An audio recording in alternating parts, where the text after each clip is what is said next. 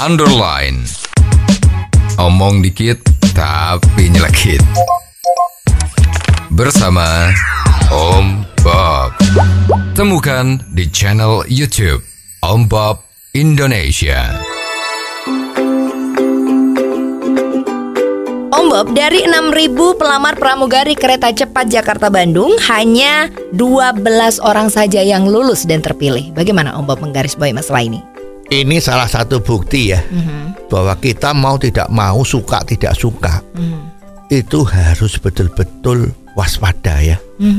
Bahwa dunia pendidikan di Indonesia itu memang rendah.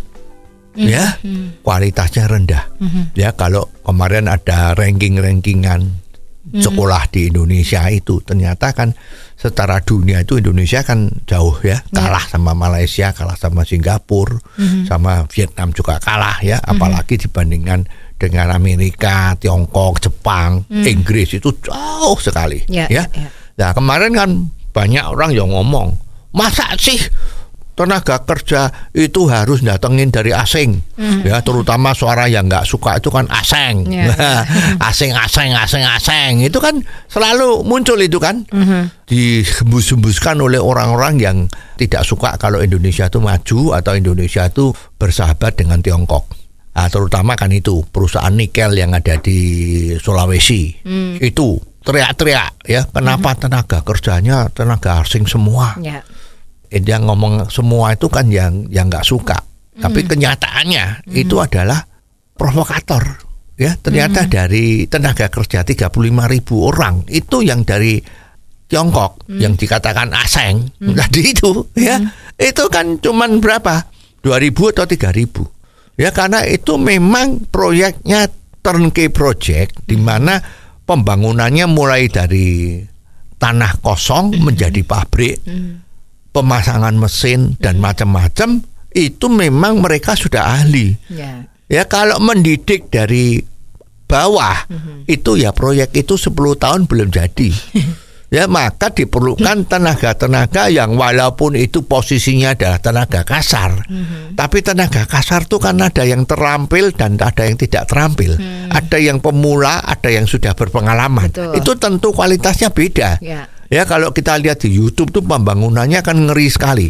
Membangun pembangkit listrik, membangun jaringannya, itu semua dengan kemampuan dan keberanian yang edan-edanan. Kalau kita lihat, kita aja harus mengakui bahwa kita kalah. Produktivitasnya itu kalah 3-4 kali lah daripada orang-orang lokal. Ya, nah sekarang terbukti di dalam merekrut tenaga pramugari atau pramugara untuk kereta api cepat Jakarta-Bandung yang namanya tadi adalah Wush, itu ngeri.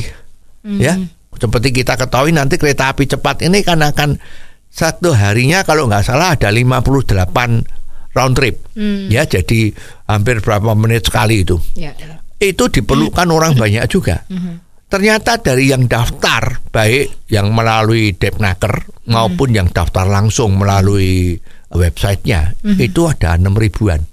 Tetapi setelah dilakukan tesnya cukup berat. Ya, standarnya ini kan memang harus standar internasional, standar kereta api cepat. Ya, baik pengetahuannya, baik tingkat sopan santunnya, ya, baik tingkat performanya, ya, tingkat appearance-nya ya, jadi penampilannya bagaimana ya.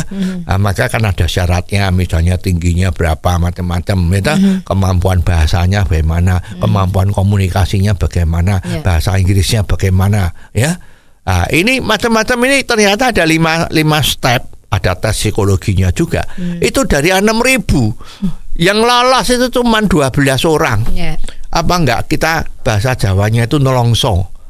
Kenapa loh kok tenaga kita itu kok nggak bisa lolos? Ya, dan seperti diketahui bahwa perusahaan kereta api cepat Jakarta-Bandung, Wush, tadi itu kan perusahaan bukan milik pemerintah kan, milik dari konsorsium perusahaan Indonesia dan Tiongkok. Itu kan selalu mengutamakan the right man in the right place. Jadi nggak bisa jalan KKN. Ya, oh ini saudara saya titip, ya, oh ini titip, ya, tolong dimasukkan, macam-macam nggak bisa. Karena ini betul-betul profesional. Ya, jadi oleh sebab itu hal ini memacu ya bahwa kita harus mulai sadar bahwa fokus daripada pendidikan di Indonesia sekarang itu harus lebih banyak masalah-masalah yang terjadi di dunia. Ya, dunia pekerjaan itu bagaimana, dunia teknologi itu bagaimana, ya. Jadi dunia industri bagaimana, dunia keuangan bagaimana.